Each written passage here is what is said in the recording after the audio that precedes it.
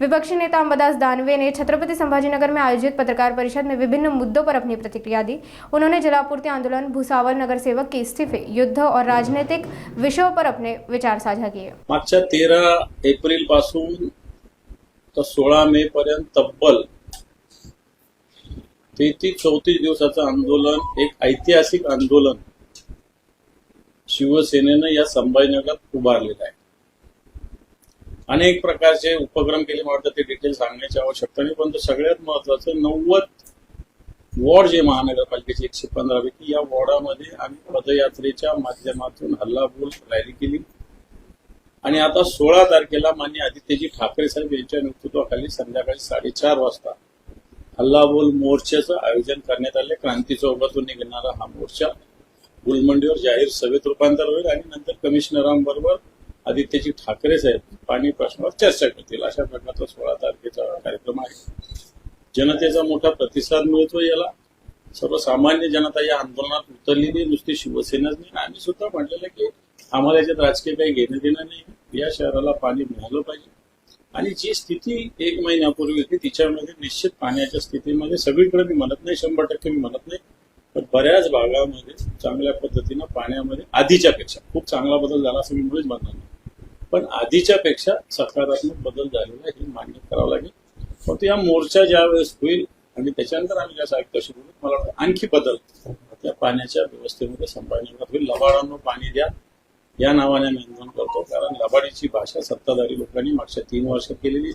1680 कोटीची योजना 2740 कोटीमध्ये गेली, म्हणजे खऱ्या अर्थानं हे 1040 कोटी हे कसे जास्त झाले याचा मलिदा कोणाला मिळालेला आहे, कोणी याचं हे सगळं वाढवलेलं आहे, याचं टेंडर पुन्हा काढलं का 1040 कोटी रुपये जास्त या सगळ्या टेंडरला मागच्या काळात देण्याचा निर्णय झाला। मला असं वाटत नाही की 2740 मध्ये सुद्धा हे काम होईल आणि याच्यावर 800 कोटी रुपयाचा बोजा महानगरपालिकेवर टाकला जातोय।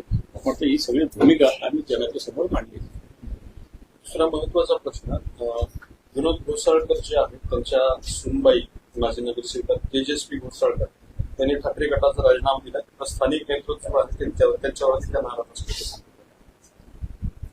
मी आता जस्ट कुठून तरी माझ्या कानावर माहिती आल्यानंतर त्या भागातील पदाधिकाऱ्यांकडून माहिती घेतली। घोसाळकर साहेब एक शिवसेनेचे ज्येष्ठ नेते आहेत, जुने नेते आहेत।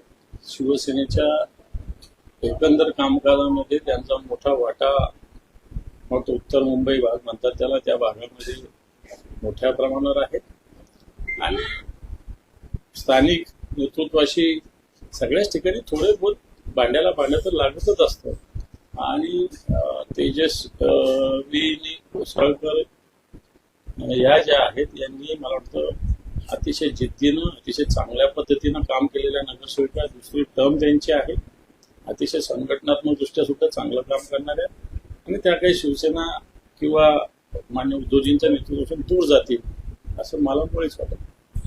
भारत पाकिस्तान युद्ध त्यामध्ये डोनाल्ड ट्रम्पने मध्यस्थी केली आणि काल पंतप्रधानांनी भाषणाच्या आधीच ट्रम्प यांनी पत्रकार परिषद घेण्या विषयावर मतं सुद्धा मांडली। कसं बघतात, थोडस काही अमेरिका आपल्यावरती कसं बघतं म्हणजे याच्यात सिमला कराराचा भंग झालेला आहे। सिमला करार जो आहे तो द्विपक्षीय चर्चेवरच आधारित आहे। दोन पक्ष म्हणजे 2 देश, 2 नेते किंवा 2 व्यक्ती, तिसरा कोणी इंटरफेरन्स करायचं कारण नाही।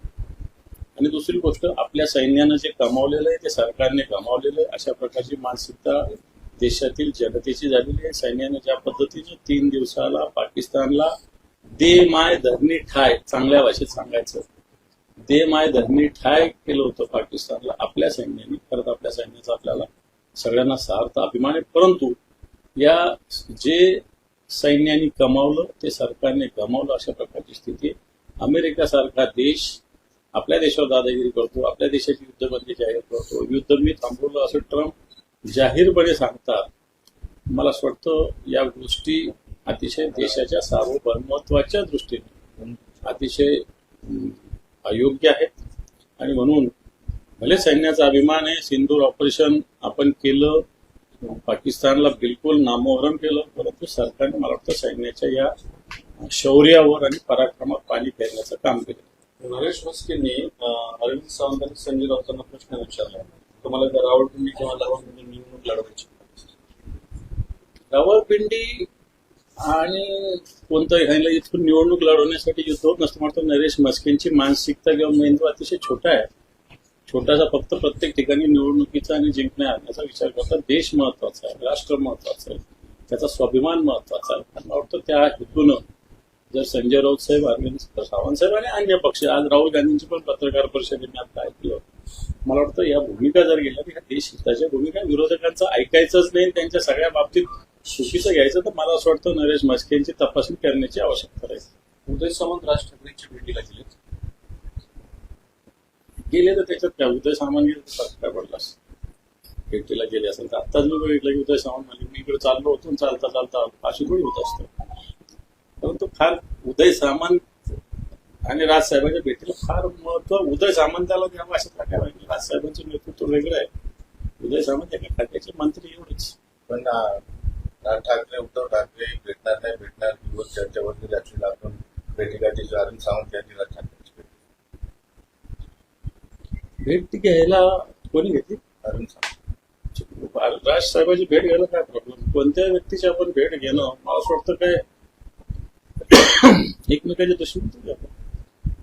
आणि ज्या पद्धतीनं राजसाहेबांनी नंतर उद्धव साहेबांनी भूमिका मांडलेली तर मला वाटतं ही मानसिकता जनतेची आणि आमची पण झालेली की अशा पद्धतीनं वावू. त्यात काही वावगं अरविंद सावंत भेटले त्यात असायचं काही कारण नाही. आणि नातं तर राजसाहेबांकडे तर आम्ही पण लहानपणापासून जात होतो. आता अरविंद सावंत सिनियर नेते आहेत, तर त्याच्यात जाणं मला असं वाटत नाही काही चुकीचं. सामंतांची भेटीगाठीत नाही.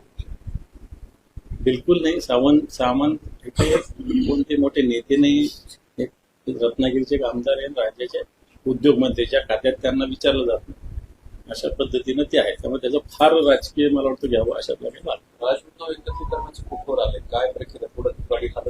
हे आम्हाला याच्यातलं डिटेल माहिती नाही, परंतु हे यावं अशा प्रकारची मानसिकता शिवसैनिकाची सुद्धा आहे आणि मला असं वाटतं मनसेच्या सुद्धा सैनिकाची असेल. मला वाटतं त्यांचं मला माहिती नाही, आमची तरी आहे अशा प्रकारची.